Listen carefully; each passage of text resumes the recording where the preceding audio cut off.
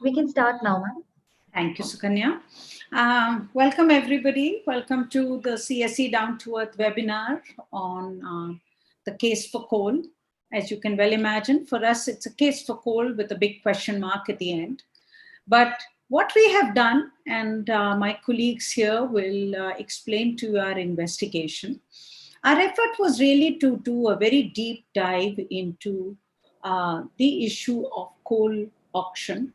On June 18th, as many of you will recall, the Prime Minister, Mr. Modi, had spoken at an event to auction 41 coal blocks for commercial mining. And this was really about taking coal out from the darkness into light, opening up the sector.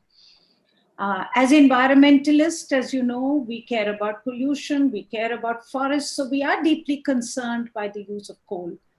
But as Indian environmentalists, we have also always understood that there is a balance between the need for coal and the need for affordable energy for large numbers of people. So the question for us really was, and we went into this investigation with a completely open mind to understand, why was this auction needed? What is the government's own strategy which makes the auction imperative? Why is the re-emphasis on coal as an energy source? We've also looked at the issue of coal and forests, because as my colleagues will explain, we know that coal and forests are joined at the hip. The fact is, where most of the coal reserves are found is where the forests of India are. So the issue of coal and forests has to be discussed together. You can't talk about coal mining without discussing the issue of forests. And of course, with that, you have to also discuss the issue of the people who live in these habitats, the indigenous, the tribals in India. But the first question really for us was, so what is this connection between coal and forests? And what is it that the government of India is doing to make sure that we can keep a balance between the need for more coal and the balance to protect our forests? Because both are a national objective. And that's really what I will ask my colleague Ishan to give you the first part of our presentation on the coal and the forest story. Ishan, please go ahead. Yeah, am I audible? Yes, but a little louder will be good as you speak. Okay. Thank you for this. I'll quickly share my slide and then we can start.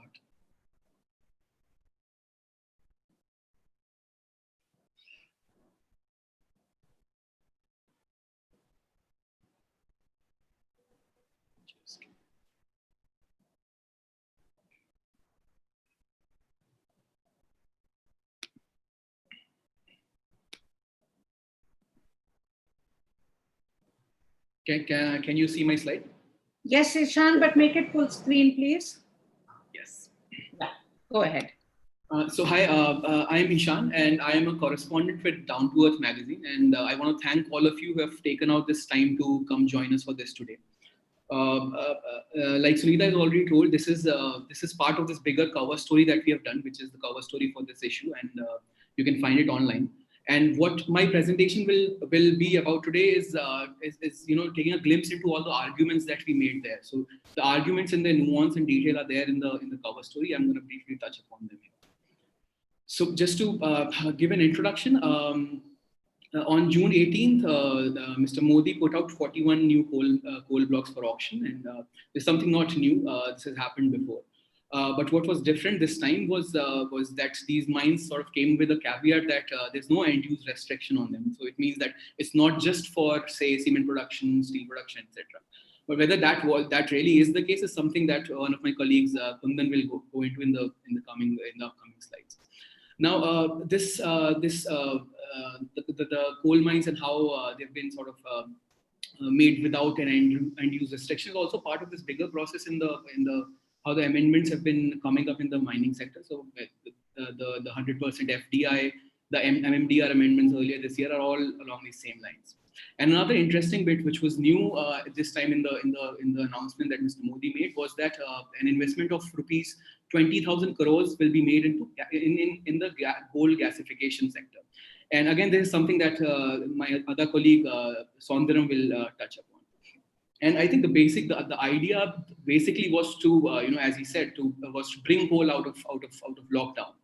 And you see, the problem with that is that coal is invariably found where the forests are, and where forests are is where our biodiversity is, where the flora and fauna is, and where all the forest dwellers live. So it's not just a ecological question or economic question. It's also a question of social justice and livelihood of people. So just to give you a sort of pulled back perspective, a top-down perspective on this. So this map is from one of our previous publications called Rich Land, Poor People. It basically maps out all the mines that there are, the coal mines that there are. And as you can see from this map, all of these mines are superimposed on a thin layer of green, and that green layer is where the forests of India are. And all the multicolored red and black dots that you see are the new coal mines that will come up. And you can see here that they are in the same geographical areas, superimposed over a thin layer of green. And what this map will also show you, and this map is there in the cover story if you want it for later. And if you look at the top, these figures are from all the forest clearances that have been given to mines from 2015 to 2020. So and these are the mines which have got stage 2 forest clearance. So these have got final forest clearance, and you can see that around 19,614 hectares have been diverted so far, and this will lead to around 1 million trees being axed and around 10,000 families being displaced. And another interesting bit in this map is that in the last 40 years, around 0.5 million hectares has been diverted for coal mining itself. Now that we know that that there is a connection between forests and coal, what these new mines, this opening of these new mines will do is it will create new frontiers. Now it will create frontiers which are ecological. It will create frontiers which are about social justice. But it will also create, and it has already done that. It has created frontiers between the state and the center relations. So we know that Jharkhand has already approached the Supreme Court. And the Supreme Court has sent a notice to the Ministry of Coal on this. The Bandeer block in Maharashtra, the Bandeer coalfield, has already been removed from the list because of the Chief Minister's problem with that block being there, despite being in an ecologically sensitive area. A similar situation is unfolding in Chhattisgarh, where right now there's an understanding between the Ministry of Coal and the Chief Minister there that around 5 blocks will be removed and some 3 different blocks will be brought in. And again, for the same reason that these blocks are situated in eco-sensitive zones, areas which are biodiversity rich. Now, this is the center state dynamic of it. The other dynamic that I talked about was the social justice front of it. And what really, and to understand that, we just need to take a step back and understand that most of these blocks do not come with pre-embedded clearances. So either environmental or forest clearances. And when the government is saying that we've already put 41 of these blocks for auction, what they are saying is that we do not regard the provisions which are there under the provisions for Panchayat's extension to Schedule Act, which is PESA, or the Scheduled Tribe and Other Forest Dwellers Recognition of Forest Rights Act, both of which give people the right to decide. Under PESA, they have the right to consultation or consent to decide whether a project can come up. And under FRA, you have a provision for consent, which gives the people right to say no. And with the announcement that these 41 coal blocks are going to come up, you're saying that we don't really care about that. Now, but this leads to a further question, and this question is, how many coal mines does a nation need? And this comes with a parenthesized caveat that most of the mines that were either allocated or auctioned between 2015 and 2020 are not operational. To elaborate on this issue, I at first need to take a step back and just briefly talk about the Supreme Court cold case in 2014. I'm sure a lot of you are aware of this, but I just want to go into this. So in 2014, the Supreme Court cancelled 204 coal mines, and these were coal mines which are allotted between 1993 and 2011. After the government amended the Coal Nationalization Act in 1993. And to sort of get around this, the the government enacted the Coal Mine Special Provisions Act of 2015, which categorizes these 204 coal mines into a list of Schedule 1 coal mine, Schedule 2 coal mine, and Schedule 3 coal mine. And this division is basically dependent on whether the coal mine was in operation then, whether it had clearances, etc., etc. Now, the interesting bit here is the last line, that between 2015 2020, the government tried to auction 112 coal mines, but they were only able to do away with 42 of those. And that is where the caveat this time, that there would be no end use restriction. It's sort of an attractive bargain that the government is using to get people to get coal mines. And now this chart is there in the cover story, you can see there. But this is the information that we got through RTI from the Ministry of Coal. And it just shows you what the status of the coal mines, which were either auctioned or allotted between 2015 and 2020 is. And these are divided based on the schedule of the mines. So you can see that out of the Schedule 1 mines, 1 was auctioned, and even that is not operational. And out of 13 which were allotted, only 1 is operational. And overall, the situation is that 67% of these mines, either auctioned or allotted between 2015 and 2020, are not operational. They are not producing any coal right now. These blocks are just sitting there. Now, this also brings us to the fact that have we always been oblivious of the ecological importance of forest, or this question of coal is where the forests are? And the answer is no. We in 2010, the now famous Nogo area study under Jairam Ramesh, everybody knows about it, and we were thinking about that back in 2010, and that was when the Ministry of Coal and the Ministry of Environment and Forest sat together and decided to do something about it. And then the MOEF came up with this list under Mr. Ramesh, where they decided 222 coal blocks in 9 coal fields across country are no-go. So you cannot touch them. You can mine in other areas, but not these blocks. And the idea was fairly simple. This was done based on 2 parameters, which was that in a patch of unfragmented forest, you look at the gross forest cover. If it's more than 30%, no go. If it's or if you look at the weighted forest cover, which would be differentiating between various kinds of forest cover, medium dense, dense, or open forest, giving them certain weightage, and then looking at whether it exceeds 10% of that area of that unfragmented forest block, and then again it becomes no go. So it was fairly simple then, but although this was agreed on, this list came out, and everybody got to know what the no-go and the go coal blocks were.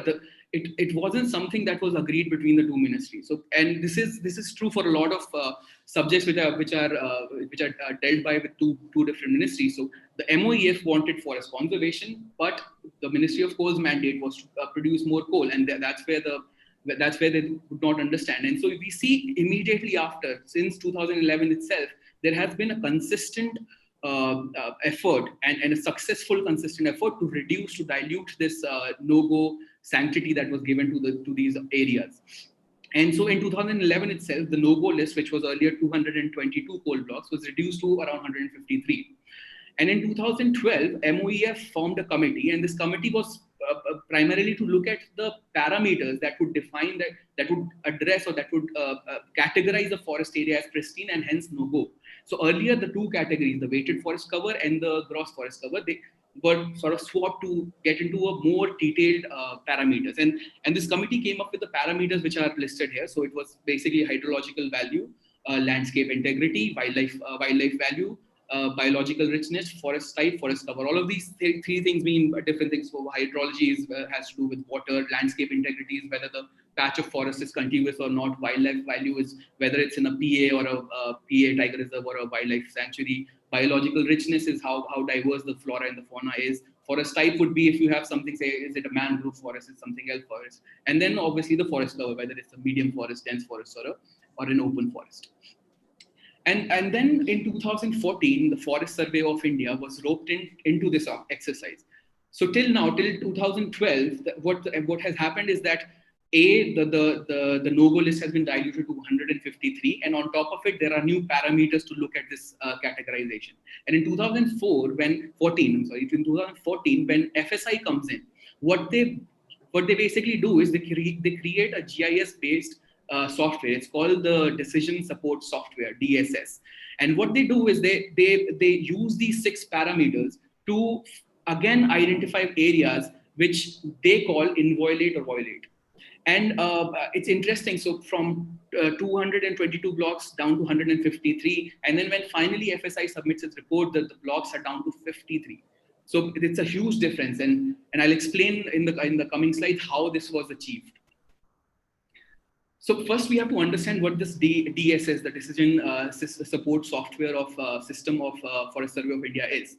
So previously, your areas were inviolate. Your areas were, go or no go. So your area was decided. If a mine falls in that area, then you decide, okay, this is a no-go area. You cannot do anything here. But what happens with the coming of DSS is that every mine that is going to come up is taken case by case. So whenever a mine comes up, the KML file will be divided into 1 kilometer by 1 kilometer grid. And data on those 6 parameters that we discussed earlier will be fed into this software. And then the software will tell you whether an area is inviolate, therefore you cannot go there, or violate, which in itself is a very weird term. And these decisions were based on 2 rules, and these rules are really important. And this is the crux of the DSS software. And these 2 rules are Decision Rule 1. Now, Decision Rule 1 is an automatic decision. So if an area falls in a protected area, so if it's a wildlife sanctuary, national park, tiger reserve, etc., it automatically becomes inviolate. If it's a very dense forest if there's a very dense forest within 1 kilometer, then again, same thing. And based on all of these criteria, then this is there in the cover story also, you can see there. But so Decision Rule 1 is basically if the 1 by 1 grid satisfy if any of these 6 parameters, then it's an inviolate area, you cannot go there. Now, if that block survives the Decision Rule 1, then the software looks at Decision Rule 2.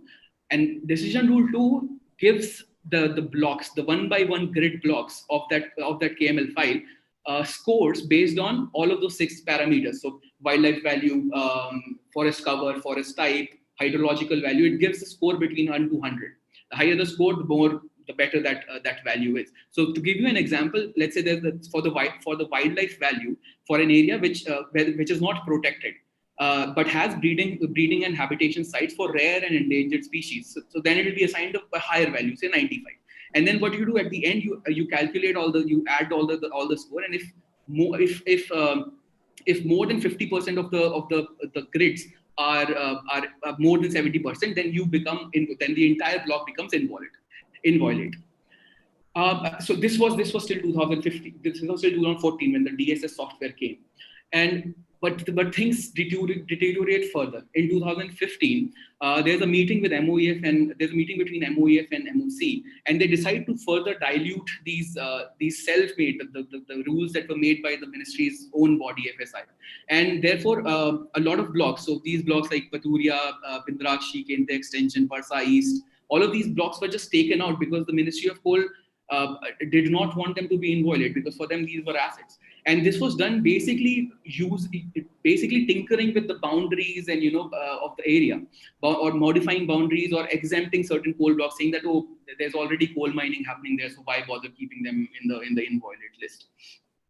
And we managed to get the minutes of the meeting of this particular meeting when all of these decisions were taken.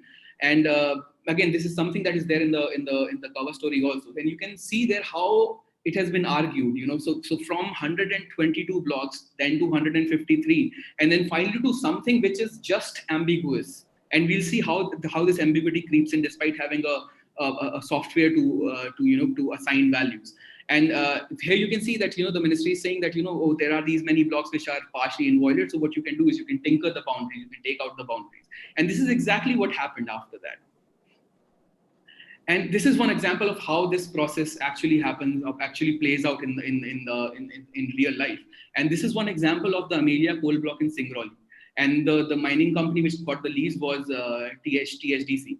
And in the September 2018 FAC Forest Advisory Committee's minutes, you see that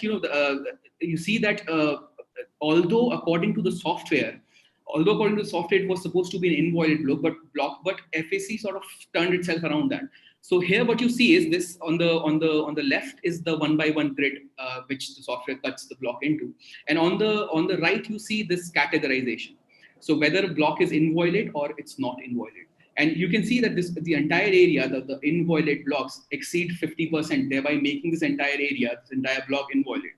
And then this is what FAC comes up with. They basically say that, oh, okay, so this is an entire block, this more than 50% of the grids are inviolate. So let's reduce the grids. Let's take out those grids which are inviolate, thereby reducing the total number of inviolate grids, thereby making the entire block viable. So this is how it's done. Now, this process is also linked to sort of opening of entire forest areas, which are also which sit on top of coal fields. And here we have an example of the Hasdewaran forest region in Chhattisgarh. This is a forest area where even today protests are going on against coal mining, which are being run by Adani Enterprises through MDOs. And you can see through this journey of 10 years through which the coal blocks have gone, how Hasdewaran has become less and less pristine. So in 2010, the entire coal field, in the 2010 MOEF list, the entire coal field, the 20 blocks were inviolate. It were no-go. In 2011, it sort of survived the chop, and but things start changing when the FSI comes in. And since then, only eight remain no-go or inviolate, and the rest is all open up for mining. And right now, in the current the June 2020 list, there are the list includes Morga South coal block, which is something which has never been mined, and it's a block which has 97% forest cover, so it's practically just forest and nothing else. And this is proposed for Shan, you need to. Yes. And this is happening despite the fact that the nearby coal field, the Mandh Raigad coal field, has a lot of coal blocks which were never sort of looked at as no-go or inviolate, but nobody is going to them. It's only to the Hasdewaran that everybody is eyeing. And similarly in Sohagpur, and this is in Madhya Pradesh, in Shahadol district. So this block initially, this coal field has 110 blocks. 22 of them were no-go in the 2010 list. And then when the list was renamed, then just one. So from 22, the inviolate or no-go blocks remained just one, Marwa Tola. And this is interesting because Marwa Tola is also, it falls in a region which is a tiger corridor between Bandhavgarh and Achanakmar, and this is documented in the 2014 WIA publication, recognizing this area as a corridor, an ecologically sensitive area. But now it's up for auction. So yes, so that is the thing. So from the processes that we see happening, unfolding in the last 5 years or 10 years, it's just that no matter what, you have to say no to, so say yes to coal, and that is the end of the story. And so this was my slide, and now I'll let Sunita take over. Thank you, Shan. Thank you. Perfect. I think we've given a good overview of what we have found and the complete disabling of the forest clearance system, which would have provided a check and balance in government, so that even if mining was to happen, at least there would be some rigorous effort to make sure that the careful deliberation was taken before any mine was cleared. And what you have shown very clearly is that that entire process has been disabled, weakened, and that really should be a source of worry for all of us. Kundan, you will now talk about the other imperative which the government has spoken in its policy, which is we need to open up the private sector, coal mining to the private sector. So the question that we also looked at is that, is the private sector already in mining? And this from the point of view of Ishan's earlier in position also, that very large number of mines have been auctioned but are still not operational. Kundan? Thank you, ma'am. I want to say my slide.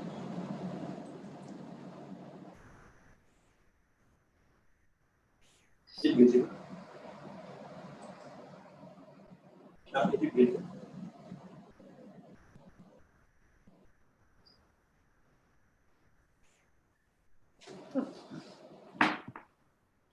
Good afternoon, everyone.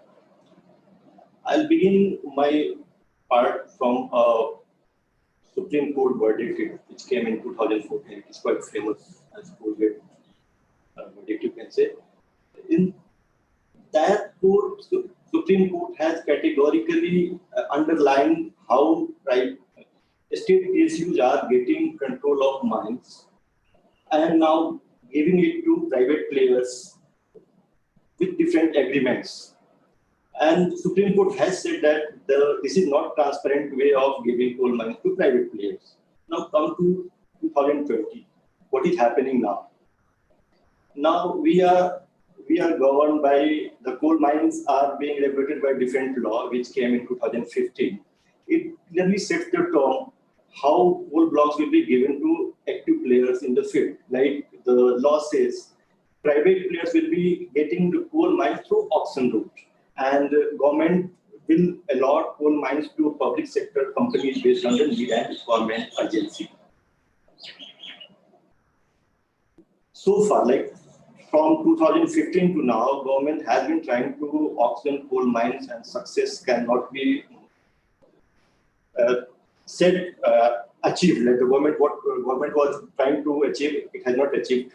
So majority of coal mines, like 63% of the total coal mines given to players, has been given through the allotment route. And out of these 63%, around 75% of coal blocks has been given to state PSUs. The remaining 25% has been given to central government companies like Nogo and all. The state PSUs, I have given few names you can see here, like Rajasthan Rajya Utpadan Nigam Limited, Chhattisgarh State Power Generation Company Limited, and a few others. So the question is, the most important point here is like these state PSUs do not have any sort of skill or any sort of experience of mining. So what do? They get the coal mine through the allotment route, and then a new player comes into the field. Is a mine developer and operator MDO. Yeah, they were in scene like in 2011 also, but after 2015 they have flourished. These state PSUs are getting control of mines and now giving to private players. And these MDOs are doing everything from scratch to finish. Like they are active in securing clearances, they are also ensuring access of mines, physical possession of land, and anything required to get control of that mines. And you can see a website page of EMIL. This is the largest mine MDOs in India. And how do they see the MDO route of getting control of mines? I have underlined it. It says that due to policy restriction, coal of merchant mining is not allowed for private sector in India. And the only available route to enter into the sector was through the mine developer cum operator MDO route.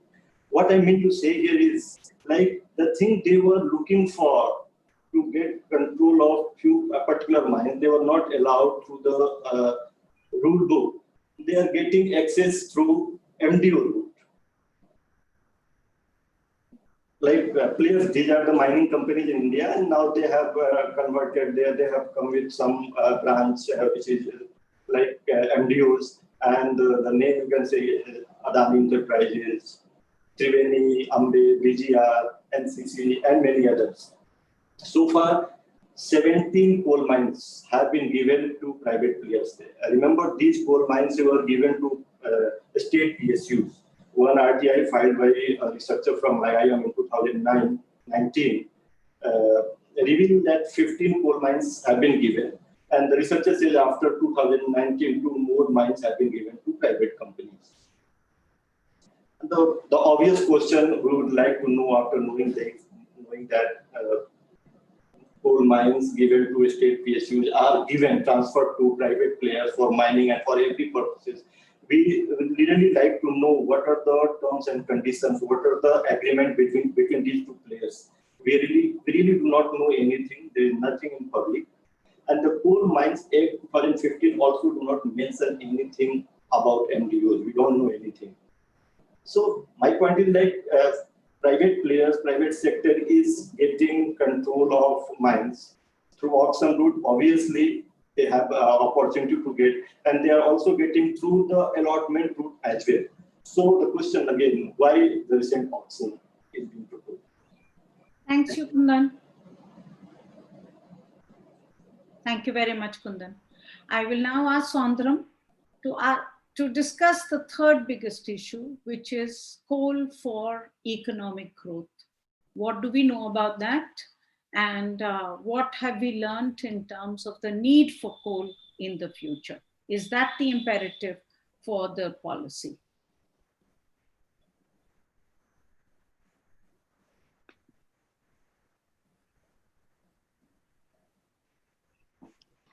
So yes, coal is the king right now. We all get our electricity from coal. So, but for how long is the question? So in this presentation, I'll be discussing what is India's current coal, where we are using it, and how much we need to mine more, and what will be the future usage, and are we importing more coal? And now my colleagues have discussed. So the entire this auction process is happening because we want to reduce the imports. We want to become Atmanirbhar. So that's what the motto has been. So whether we will be, we can achieve this, can the substitution work, and what is going to be the energy future mix? So that is briefly the presentation. So today we are using something about 968 million tons of coal, close to 1 billion ton of coal. Okay, and 70% of this coal is used for power generation, and the rest is used in various industries, the big ones being steel, cement, fertilizer, sponge iron, and other areas. But right now, yes, we are using 70% of the electricity you and I consume is coming from coal, but how long? It's not going to be too long. We all know earlier we were adding something around 20,000, 25,000, coal capacity. In fact, in 2009 or 10, from independence, 1947 to 2010, 11, we had some 100 gigawatt of power. And now in this 7-8 years, we have doubled the capacity. Now we are 200 gigawatt. But that 5 years, the kind of increase we saw is not happening right now. Now it's just some 5,000, 6,000 megawatt addition, which we are doing. In fact, solar and renewable energy is competing with coal. The commercial and the industrial segment. So the general consumers like you and I, for our residential electricity bill, it might be 3 rupees a unit. But the commercial segment today is paying 10 rupees, 7 rupees a unit, right?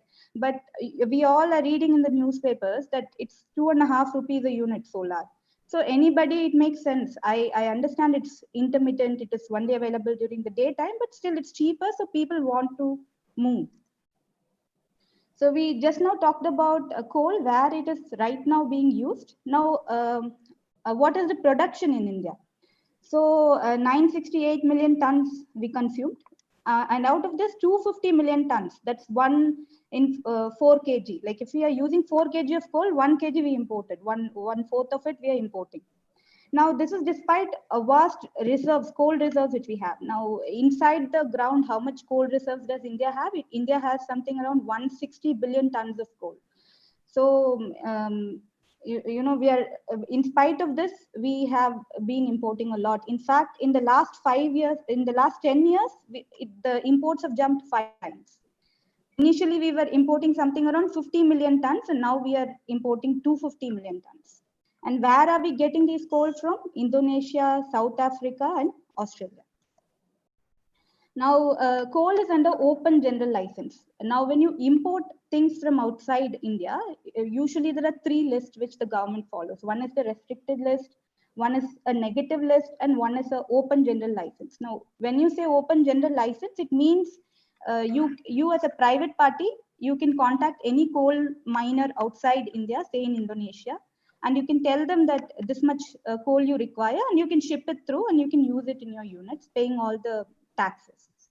Now, because in retail space, you don't have a lot of coal today. We are importing, and sometimes even domestic coal is being used in small and medium and large boilers spread across, and this is obviously adding to pollution.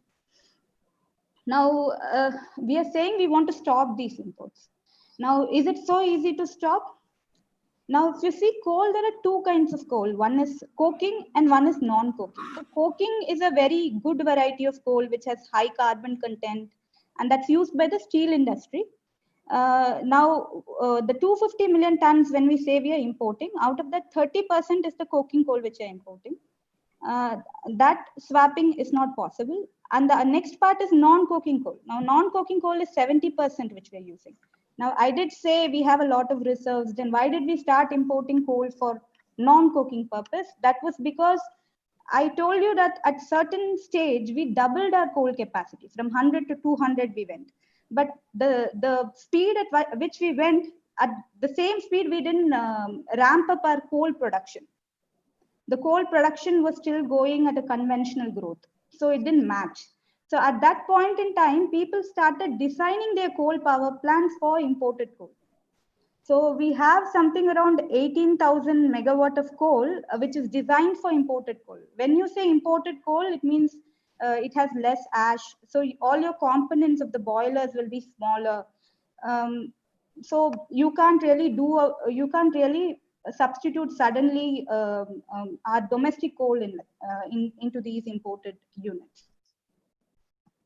And the rest of it, they are using for blending purpose. Sandra? So, yeah. Rush a little. Huh? And the next purpose we say is coal gasification. Now, coal gasification is nothing but you're pumping in some oxygen and steam in a gasifier unit, and you're going to produce something called syngas. Now, in the current auction, it's told that if the bidder is going to use 10% of his coal production into making natural gas, then he will get some incentives. But this is not a proven technology on ground. You don't have as many coal gasifiers. And that's the reason the shale gas technology itself came through. Right? If coal gasification was so successful, then we wouldn't have invented more new technologies. And coal gasification is also not clean. It's highly carbon intensive, and it's water intensive as well. So if you go into future, so clearly we now know that whatever coal import we're doing today, substitution is not possible. So in future, what is projected is 900 million tons we're using today, and it might go to 1,500 million tons or 1.7 billion tons tomorrow. And clearly, even the Niti Aayog is saying it is not going to happen in the power sector. It will happen more in informal sector like steel and other industries. Now, when I did a small number crunching, what I could see is today in the large power utility, it is 608 and it might be 814, provided the growth rate is 7% every year. But today, now we are facing COVID situation and already the growth rate is negative. So really, we don't know whether the power sector is going to need more coal. And steel, yes, the national steel policy has come recently, and the 2030 projection is 5 times more coal will be used. And bricks, roughly half. So industries, I'm not making an estimate, but clearly coal demand is coal demand is going to emerge from industries.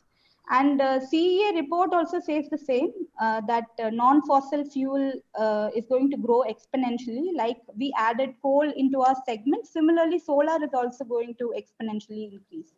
And when that kind of increase in solar energy is going to happen, the coal-based power should be curtailed. Like you can't run your coal power plants on full load. You have to cut it down to up to 17%.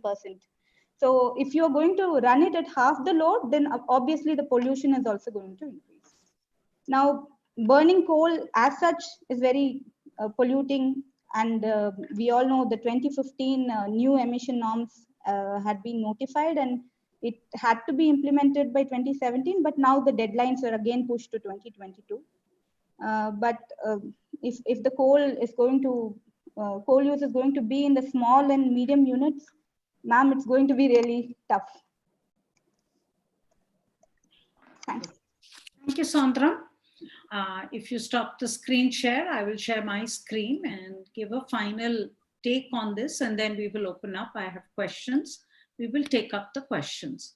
So, where is my presentation gone? Okay.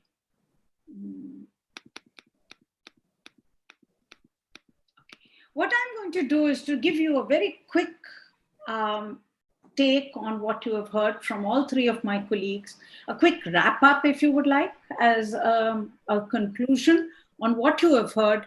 What are the implications of what we have found, and why are we so worried about this, to do the webinar and to raise some serious issues for the consideration of both government as well as for all of you to think about. One, as Kundan, as Ishan and Sondram have said, coal is really about the balance between forest, people, and pollution. Coal is also the balance between local pollution and global pollution.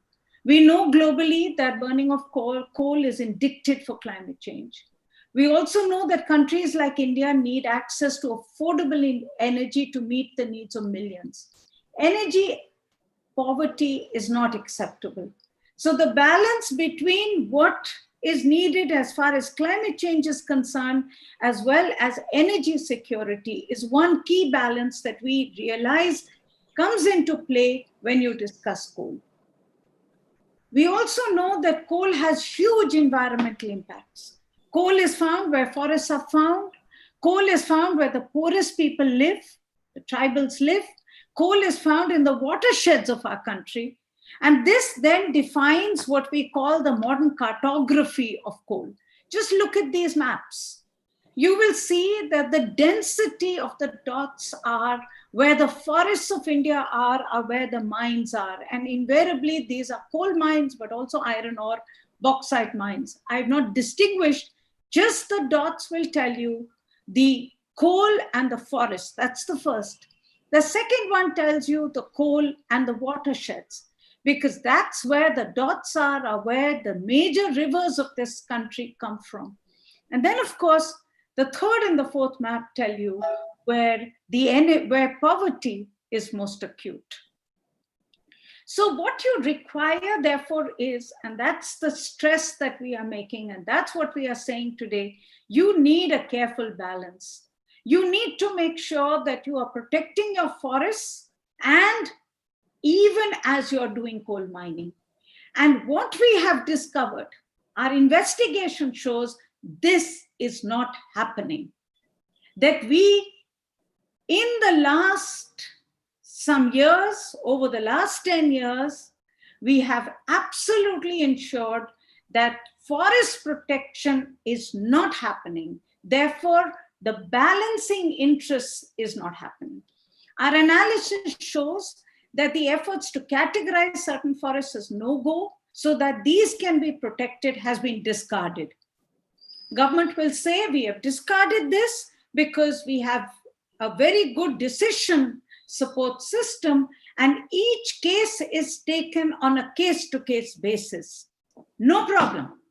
But as Ishan has so clearly shown you, that the processes of the individual decision-making, the process to take the decision have been subverted. And I'm using a very clear and a strong word here to say that these processes have been deliberately subverted so that decision-making is now worked to ensure clearance is given.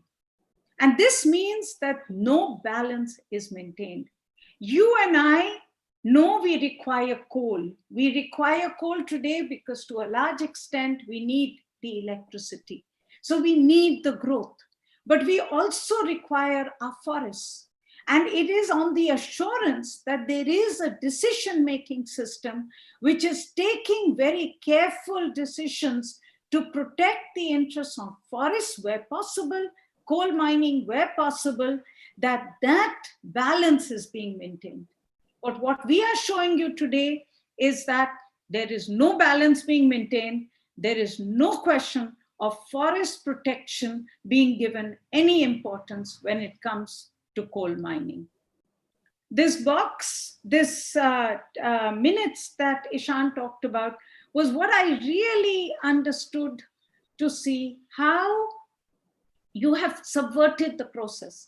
I mean, just see here, coal ministry officials were deputed to the Forest Survey of India to reassess how you would define inviolate forest areas and dilute parameters. And the minutes show very clearly how that dilution has happened. So you have fatally and fundamentally flawed the system. You have made the forest clearance system non-existent, so that today it is not about assessing whether the forest is to be protected or not. It is about the clearance for mining and how fast that can be given. And what we have to understand, and that's really where our analysis is showing up, that every time we open up for more coal, we go into more denser forests. As per the definition, we know that Nogo is unfragmented forest landscapes having gross forest area cover of over 30% and weighted forest cover of over 10. Now that's, anyone else would say this is already quite, you're already not protecting enough. You should be protecting a lot more. But even if we accept this no-go definition, the fact is since 2015, of the 49 blocks cleared for coal, 9 were in no-go area. And in 2020, of the 41 blocks put up for auction, 21 are in the original no-go list. So the fact is, the more you go to open, the more you will go into the forests that you would have protected till now. And you don't have a decision-making system which should give you any confidence that it will protect the forests. And this then takes us to the questions that my colleague Sondram and Kundan have asked. We know that forests are enjoined with coal. We also know so much has already been lost. So the question we have asked in our research is, why more? If you look at the data which we have put out in our cover story, you will see that since 1980, when the Forest Conservation Act was enacted, India has diverted 0.53 million hectares of forest land for mining. The bulk of this is for coal. Between 2007 and 2011, this is the UPA time, 0.2 million hectares, of forest land was diverted. Coal was 26,000 hectares. Many of these coal mines which were cancelled then by SC in 2014. Now, since 2015, 49 coal mining projects have been given clearance, which will lead to, as Kundan said, as Ishan said, 19,614 hectares of additional forest land to be diverted, 1 million trees to be felled, and 10,000 families to be evicted. Now, this is already gone. This is already lost. Whether we like it or not, those lands have been diverted. So why more? Why the 2020 auction of 21 additional coal blocks? So why more?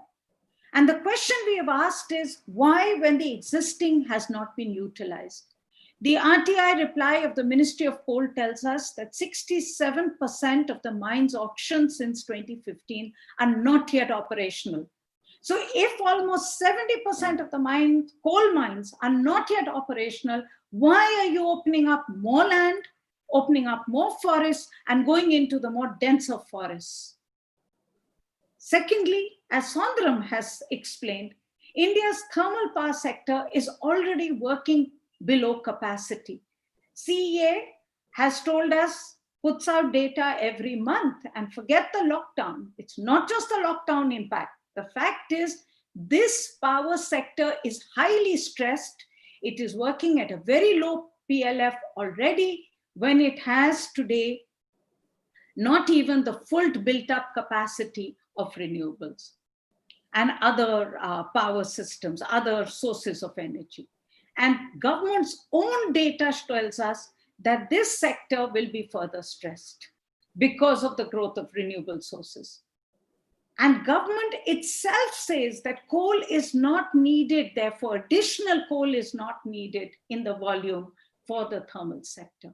So if it's not about energy security in terms of electricity, and we have large numbers of mines which are still not operational, then why mine more? We also know The third part of this story was the government saying that we need to be self-reliant. We need to be Atmanirbhar. Why? Because coal import is increasing and we need to make sure that this is stopped.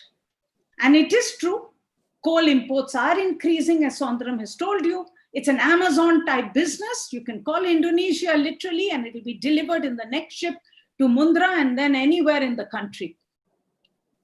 But imports are happening because of government's own policies. There is no control on coal. Coal is under OGL.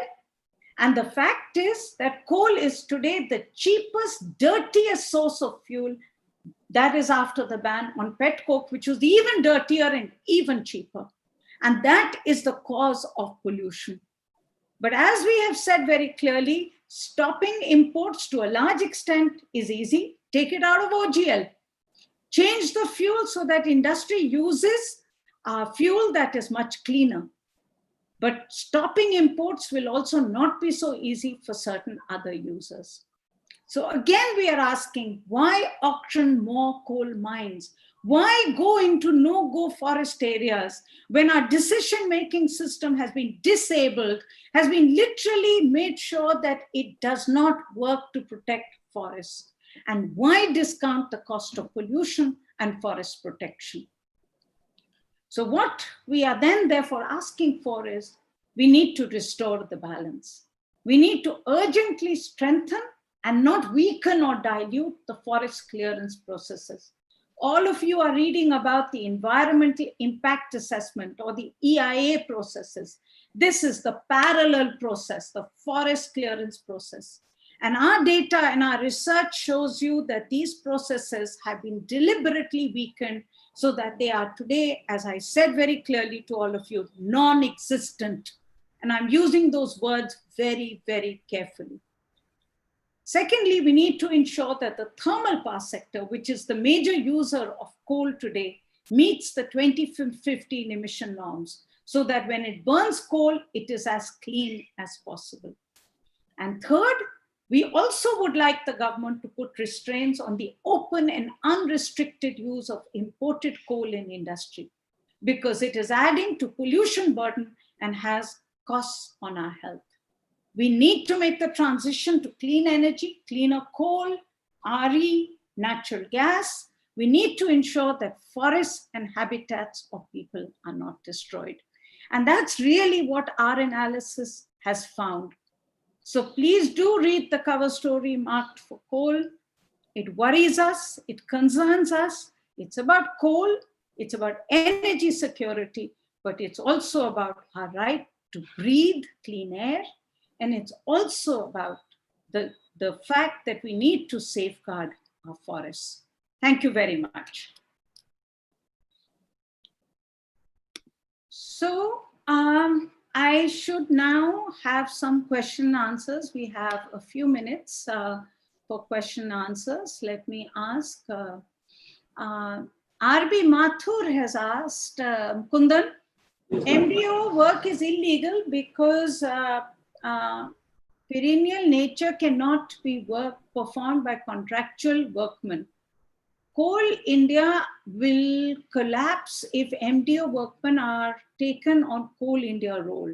Same is the case of state PSUs. So what he's saying is that you have to have a contractor who can run the MDO system, because if you were to combine it, then you would have to take those people on the rolls of Coal India. Do you have anything to add to that? I can say, like, if it is so required, I think there should be a transparent system. Details should be in public for the scrutiny. So I think these are the things required to ensure the transparency. What was the big question during the coal gate? So that is the one thing we can say now. So very good question, very good answer. What you're saying is that even if this is the case, then make it transparent. You found it very difficult, and maybe you can explain how difficult you found it to get data on MDOs. There is no data at all available. Like one group in Chhattisgarh, they have filed 45 RTIs to get access of one agreement between Chhattisgarh PSUs and one group of one MDO represented by the Adani groups. And they have gone to, even state government has gone to state high court to stop the sharing of the documents, agreement. So I think it is why it is being hidden if everything is required, transparent. We can see the struggle of people doing on the ground. So transparency is needed, and then people should judge whether it is required or not. That is the solution. So Aniruddha Joshi has asked if solar with storage energy technology becomes cost competitive, demand for coal. Aniruddha, that will happen in our view, but the fact is what we are showing you is data to show that government's own projections show you that solar, wind, hydel will become a major source of energy in the years to come. Government itself is making the investments, has put out policies which will enable the sector to grow. And its own admission is, and I think that's the good thing, government has said very clearly, we don't need additional coal for the thermal sector. That actually has come out from government's own data. So the question that we are asking therefore is, why more coal mining? And I think that fundamental question is still not answered to us, okay? I'm trying to manage between the questions and the answers. So let me, I saw something on FSI, which maybe Ishan can take. Let me, so one is, Ishan, we have, listen, this thing about workers of rural link parties and all that we are not taking. FSI workers are officers, are IFS workers, officers on deputation, who are more or less clear that inviolate areas cannot be reclassified as violate. They are capable of resisting MOC officials. So Ishan, can you tell us a little bit about the minutes that you were able to source? Because I think it's a very good point. I agree. Forest officials can withstand the Ministry of Coal officials. I believe that as well. And FSI scientists are good scientists. So what happened? Ishan, you're on mute. We can't hear you. Can you hear me now? Yes, we can hear you now. So one thing is clearly they haven't been able to resist. That's why we are seeing this dilution. So, in terms of whether they're IFS officers or IAS officers or anything, I think it's the political will. Okay, if the government or the legislative wants you to mine more, how can a bureaucracy sort of outdo them or say no? I think that is the main reason that the orders are coming from the top, and you can't really do anything about it. And that is what we see in the minutes also. So if you look at the minutes, see, first thing is that there is always this inherent problem that MOC is concerned with coal, MOEF is concerned with forest, and forest and coal in itself are sort of intertwined. So who gets what is a very tricky question. And then on top of it, saving forest won't give you as much money, revenue, etc., as mining coal. And so there you have a very clear logic, to go for these mines instead of saving forest. So and the minutes show this clearly that you come up with a very robust study, with starting with 222 blocks, then down to 153, then down to 35, and then down to we'll see. Basically that's what it says, that we'll see when it comes. We'll see. If we feel like it, we'll probably make it inviolate. If we don't feel like it, we'll not mine or something like that. And this is the process that you see happening over. And I don't think it has anything to do with the bureaucracy, IFS officers, IAS officers, etc. It's the direction that the legislative. But if I may add to that, Ishan, I think it's a little more complicated. I think the fact is government will rightly say, listen, we are moving from individual scrutiny. The earlier process when the forest official went down to every area and looked at every tree and then decided, and the ranger, then the guard, then the ranger, then the CCF, and it was a process that was very convoluted, and it had too much human interference in it.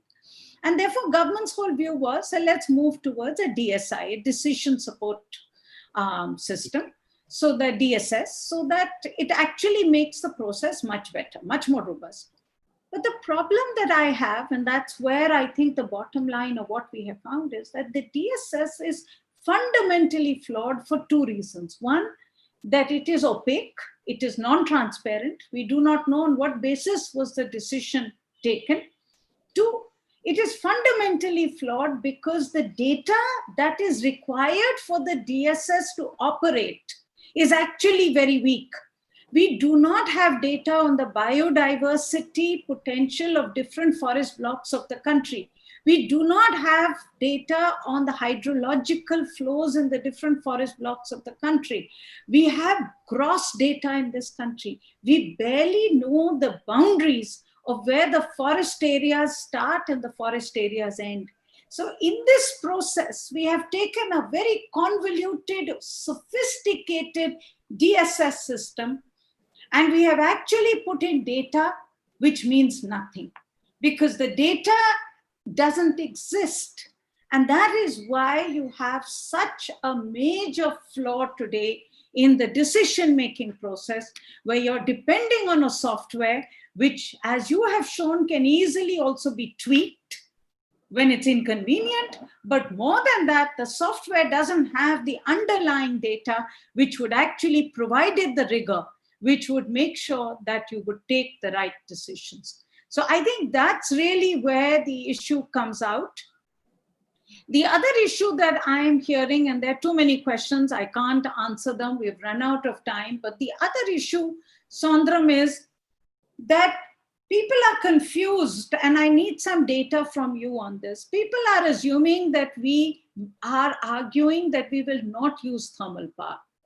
But from our data, we are saying that we understand that thermal power is required for energy. 70% of the existing 1 billion tons of coal that we use is used in the power sector.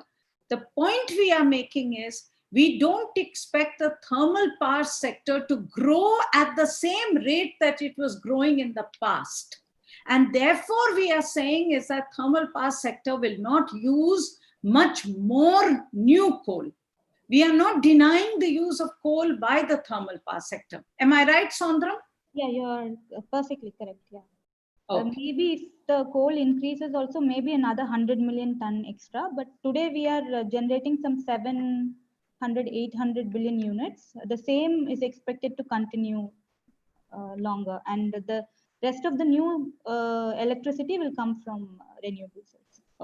I hope that clarifies, because I'm getting a lot of concern from people that we feel to be replacing coal, which is not possible. So I hope you understand that. What we are saying is we have mined enough, we have used enough coal, we do not need further auctions, we do not need to disable a decision-making system so that the balance between the forests and the coal mining is lost. That is really what we are saying in our piece. So I hope you understand. I hope our position is clear.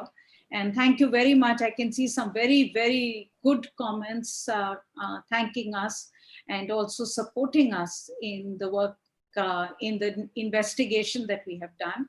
As we said, this investigation is available on our website. Please take a look at it. We definitely would like, we hope that it will raise some very serious issues in terms of what is happening. Yasmin, there is a question that we have from various people on essentially renewables, coal, forests. I think we've answered most of the issues. So thank you so much for joining us. It's time is over. And again, the presentations as well as the information is available on our website. Please read it. Please send us your comments. And we very much look forward to your comments and your engagement on this.